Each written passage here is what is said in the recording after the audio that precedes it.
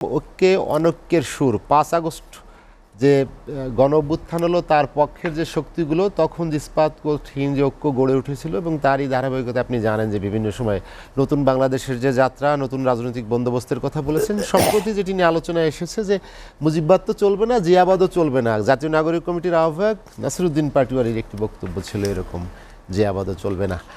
আপনি দীর্ঘ সময় জাতীয়তাবাদী রাজনীতিতে শুরু এবং পরবর্তীতে জাতীয় পার্টির রাজনীতি সব মিলিয়ে বাংলাদেশের রাজনীতির নতুন যে বন্দোবস্তের কথা বলতে হচ্ছে সেটি কি পরিচালিত রাজনৈতিক ধারা থেকে বেরিয়ে এসে একটি নতুন ধারা স্থাপন করতে চায় শিক্ষার্থীরা? ধন্যবাদ আপনাকে এবং আজকে আমার দুজন সম্মানিত সহ-আলোচক তাদেরকে প্রীতি শুভেচ্ছা এবং অগ্রিত দর্শক শ্রোতাকে সালাম, আসসালামু আলাইকুম। প্রথমে বলতে চাই যে দুইজন খুব সুন্দর বক্তব্য রেখেছে। আমি আমার অবস্থান থেকে শুধু এটুকু বলতে চাই, এই ৫৪ বছরের বাংলাদেশ ৩০ লক্ষ শহীদের রক্তের আলপনায় আমরা দেশটা এনেছিলাম এবং তখন আমরা যে সাম্য, মানবিক মর্যাদা এবং সামাজিক ন্যায় বিচার এটা তো আমরা ৫৪ বছরের প্রতিষ্ঠা করতে পারি নাই।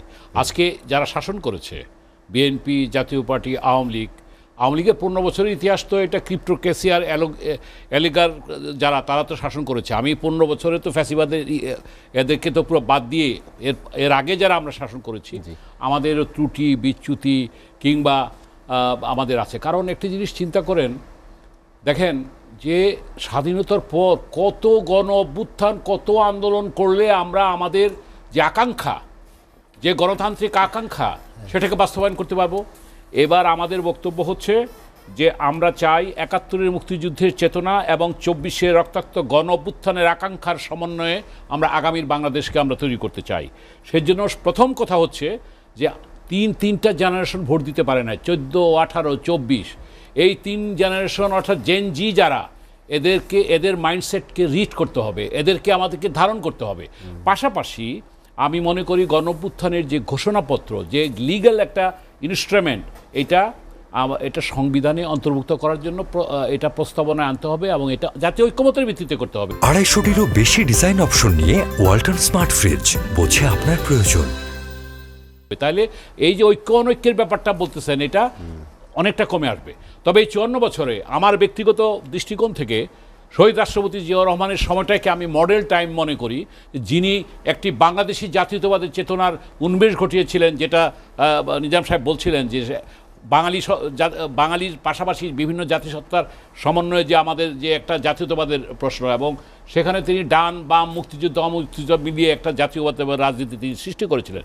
তার পরবর্তীতে কিন্তু আমি বলবো বিএনপি কিংবা অন্য দলও সেইভাবে কিন্তু তারা শাসন করেছে। আজকে যেহেতু আওয়ামী লীগ বিতাড়িত, পালিয়ে গিয়েছেন, আমি মনে করি যে আগামী দিনের অন্তর্ভুক্তি একটা নির্বাচন হওয়া দরকার। তবে প্রথমে তাদের যারা এলিগার ছিল এদেরকে বিচার করতে হবে, এদেরকে ক্ষমা চাইতে হবে এবং এদেরকে বিচার করার পর যারা ভালো তারা যদি ক্ষমা চেয়ে আসে, জনগণ বিবেচনা করবে তারা ইলেকশন করতে পারবে কিনা। তাই আমি যেটা বলতে চাই যে আজকে আপনি যেটা বলছেন যে বা এই যে ঐক্য অনৈক্যের কথা বলছেন, যে কিংস পার্টির কথা আমার সায়ন্ত ভাই বলেছেন, তো কিংস পার্টি তো আমি জিয়াউর রহমানের সাথে তার সাথে রাজনীতি করার আমার সৌভাগ্য হয়েছিল। তাকে দেখেছি যে কত একজন, তা বললাম তো ওই সময়টা একটা আডেল সময়।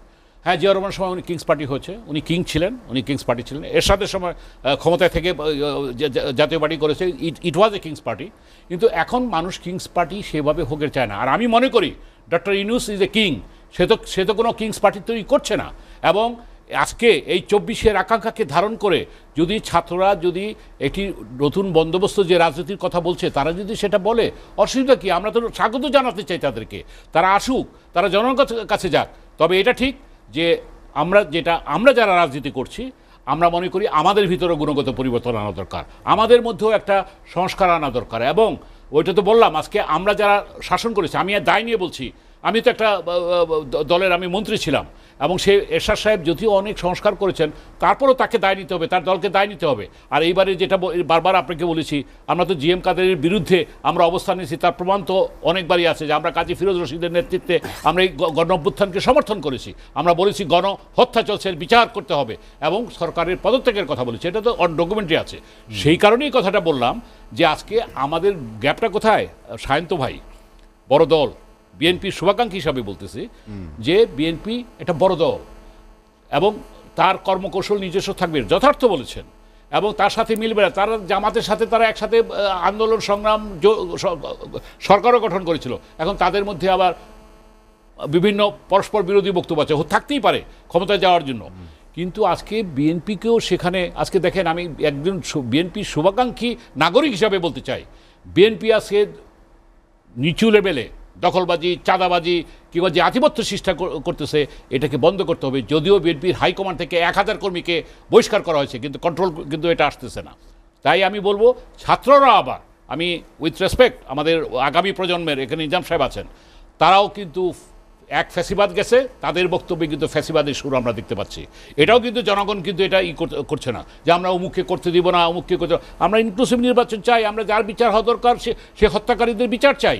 এবং আগামী দিনের বাংলাদেশ বহুত্ববাদের কথা আজকে প্রস্তাবনা এসেছে, তাহলে আমরা কেন বহুত্ববাদের দিকে আমরা থাকবো না? আজকে আমরা চাই যে একটা যে বাংলাদেশি জাতীয়তাবাদ কিংবা সেখানে ধর্মনিরপেক্ষতার জায়গায় ধর্মীয় স্বাধীনতা থাকতে পারে। এবং জাতীয়তাবাদটা তো নেই, জাতীয়তাবাদ কোনটা, মানে প্রস্তাবিত বৌদ্ধবাদ, ওখানে বৌদ্ধবাদের কথা বলছে। বৌদ্ধবাদ বলতে যদি তাই হয়, তাহলে আমরা কেন তাহলে অন্য দলকে কিংবা ক্রিমিনাল যে নাকি হত্যাকারী, যে নাকি লুটেরা, যারা নাকি লুট করেছে, লুণ্ঠন করেছে, এই ক্রিপ্টোক্রেসি এবং অলিগার্করা, তাদেরকে তো বাংলাদেশের রাজনীতি করতে দেওয়ার কোনো প্রশ্নই আসে না। কিন্তু এর মধ্যে ভালো লোক নাই, তাদেরকে সুযোগ, তারা যদি রিকনসিলিয়েশনের মাধ্যমে, ট্রুথ অ্যান্ড রিকনসিলিয়েশনের মাধ্যমে তারা আসে, সেটা ভবিষ্যতের ব্যাপার। আমার বক্তব্য হলো, শেষ কথা বলতে চাই এই কারণে যে একটা ন্যূনতম সংস্কার কিন্তু লাগবেই। আপনি যদি নির্বাচনও করেন, সেটা আগামী ডিসেম্বর, জানুয়ারি, ফেব্রুয়ারির মধ্যে এটা সম্ভব, একটা নির্বাচন। কারণ 3টা জেনারেশন ভোট দিতে পারে নাই। আপনি দেখেন ভোটার লিস্ট এখন হয় না, এখনও ভোটার রেজিস্ট্রেশন, আপনার ডিলিমিটেশনের কথা আছে, ডিলিমিটেশন ঠিক করতে হবে, যেটা 2008-এ ভেঙে চুরে নষ্ট করে দিছে। এগুলি যেহেতু একটা সময় লাগবে। এখন ওনারা, আমার সায়ন্ত ভাইরা জুলাইতে নির্বাচন চান, কীভাবে করবেন আমি জানি না, এটা সম্ভব না। সুতরাং আর ছাত্ররাও যেটা চাচ্ছে, ছাত্রদেরকেও আমি বলবো তাদের আবেগের জায়গায় যুক্তির ভাষায় কথা বলতে, আর পূর্বসূরীদেরকে সম্মান করতে। 71-এ যারা মুক্তিযুদ্ধ করেছিল তাদেরকে যদি আমরা সম্মান করতে না জানি, আর 71 মানে এই না যে আওয়ামী লীগের বাপদাদার এটা সম্পত্তি, 71 মানে এই না যে মুজিববাদের শাসন তারা বলতে চেয়েছে।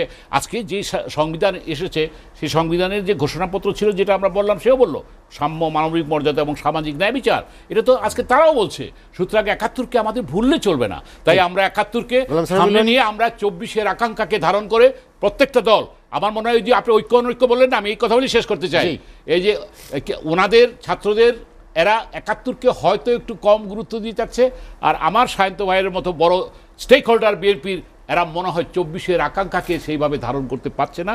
এটাকে যদি সমন্বয় করা যায়, তাহলে আমি মনে করি, আর ওই তার সাথে 100% একটা পয়েন্টে একমত, আপনি গণতান্ত্রিক দেশ, ভিন্ন মতো থাকবে। আপনি এটাকে এত বড় ইস্যু করে অনৈক্য কেন দেখছেন? আমি যদি হয় তাহলে তো বাকশালী হয়ে গেল, যদি সব কথাই একমত হয়। হ্যাঁ, জাতীয় ইস্যুতে আমাদের ঐক্যমত থাকতে হবে, আমাদের নির্বাচনের প্রশ্নে, আমাদের আগামী দিন চলার পথে আমাদের থাকবে। শেষ কথা, এই দেশে এখন যে অর্থনীতির যে অবস্থা এবং যে দ্রব্যমূল্যের ঊর্ধ্বগতি, আইন শৃঙ্খলার নিম্নগতি, এই জনগণের কথাটা দয়া করে এই শান্ত ভাই, আপনি একজন জ্ঞানী লোক, এগুলি বলেন, জনগণের পক্ষে কথা বলেন।